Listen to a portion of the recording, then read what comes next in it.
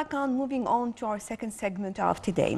Recently, Egypt was placed third in Forbes Middle East list largest economies in the Arab region, with a total GDP value that is expected to jump to 394.3 billion US dollars in 2021.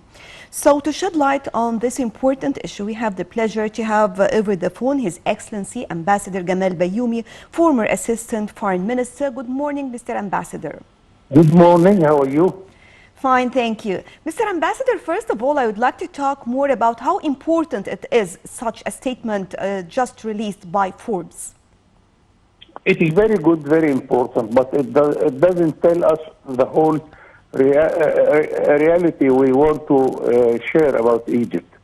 Of course, if we take the measure of the GDP, gross domestic product, Egypt comes after Saudi Arabia and the Emirates, because Arabia Saudi is the largest exporter of oil. Emirates also is a main exporter of oil. But if we come to Egypt and measure the total strength of the country, then we shall find that Egypt is number one in the Arab and in its region. Measuring by the number of its population, its area, its army, the sources of water, the largest river in the world, the River Nile, with its working class, more than 40 million workers in Egypt, 11 million of them living abroad and supporting the development in the Americas, in the Arab world, in Africa, everywhere. So this is a sort of encouraging measurement if we talk about the GDP. But if we take the whole strength of a country, Egypt is the leader in its area. And I am glad to see this every now and then, because it tells us that we are on the right track, especially that we are in the third dimension of our economic reform, which is a sort of a story of success by the measurement of the IMF or the World Bank or any other international monetary organization following the development in the whole world. Mr. Ambassador, when we talk about it, just as mentioned, Egypt's position as the third in as largest economies in the Arab world, definitely this has a great significance, and of course it will have its direct impact when it comes to attracting foreign investments as well. Absolutely, and this is one of Egypt's strengths, that by history and by location, Egypt has all the ability to lead its area. Now we have a good chance to invest in Sinai, in Suez Canal, in the Red Sea, in the western part of Egypt, in Upper Egypt also. And we want to go to every marginalized area in order to attract more and more foreign direct investment. Investment comes to countries where we are welcoming investment. We need it for our internal use. We need it to produce our food, to produce our commodities. And very important, we need more investment in order to make us able to export more and more. During the last half of a century, Egypt was open to the General Agreement on Tariffs and Trade, GATT. We were open to the Arab dimension with an Arab large free trade area and another large free trade area in Africa, and our most important free trade area with Europe. This makes a big market of 2,000 million inhabitants. Do we have the production to cover this very important market, especially that we are exempted from any custom duties or any trade barrier in this very big market? So here we need more and more investment in order to produce not only for the Egyptian market of 100 million inhabitants, but to the larger free trade areas where we are committed to 2,000 million inhabitants. We need this, and by this we are going to produce more, and the most important, to create more and more jobs to make the quality of life much better to our young generation who are seeking better life and seeking to work in appropriate jobs.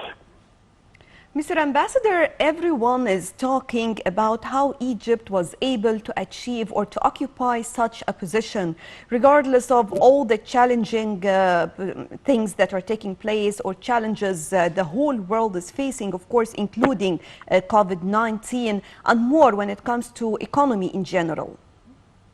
This is a very important political point because economy is in the books. You can choose whatever theory you want to apply in your country.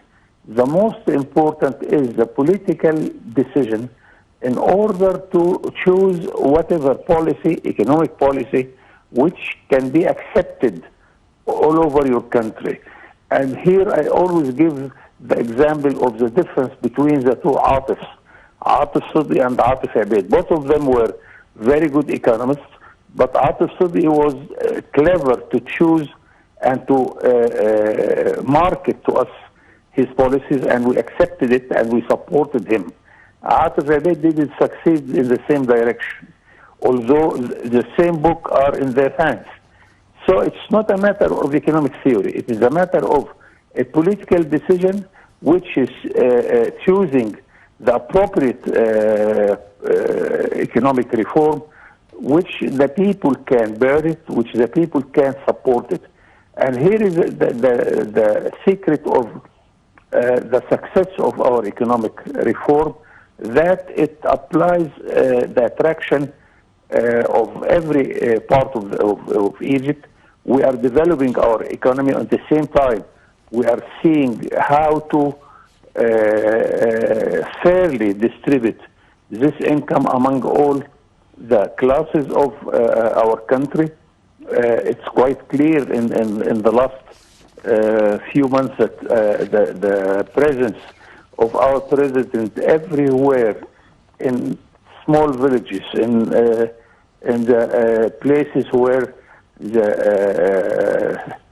the housing is not appropriate, and we are trying to bring our people to better life, to supply them with many services, education, health care, road, transport, telecommunication. All these improvements are coming directly to the normal citizen, the small citizen, and makes him feel that what we are doing is for his favor. Then we attract the support of the majority of the people of Egypt, and this is the story behind this sort of success. Mr. Ambassador, talking about your expectations, of course, from your own point of view when it comes to the International Monetary Fund in the near future. We have a very good experience with the International Monetary Fund in the 80s and 90s, last decade. And now this is our second experience. The International Monetary Fund and the World Bank are helping us in three types of help. First, they show us their experience in countries similar to us, whether it's Philippines or it is Brazil. And we choose for ourselves the most appropriate and successful economic reform anywhere, and we take the lesson there. The second way of helping us is to give us finance, and it is appropriate finance, very cheap finance. We got $12 billion from the IMF. We shall pay it in 30 years with very low rate of interest. Then the third way to help us is to produce every now and then what you are talking about, reports telling us that we are on the track, or we have to fulfill some other directions here or there, or to tell us that you are going okay.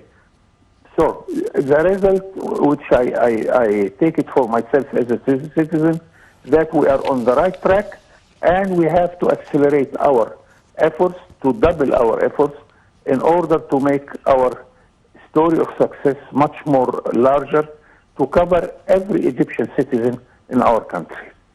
Mr. Ambassador, finally, just as you mentioned, of course, it is very clear that we can never separate economy from political issues, and both must move parallel with each other. And this proved to be very, very successful. We have seen it here.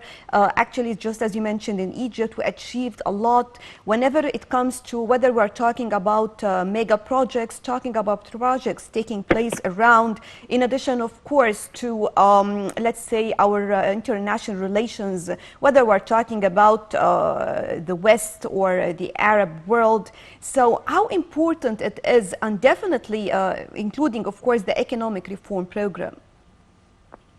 You rightly said that we are opening our economy and our policy towards the whole world. And I always draw the attraction that Cairo became the largest city in the world hosting foreign missions and embassies.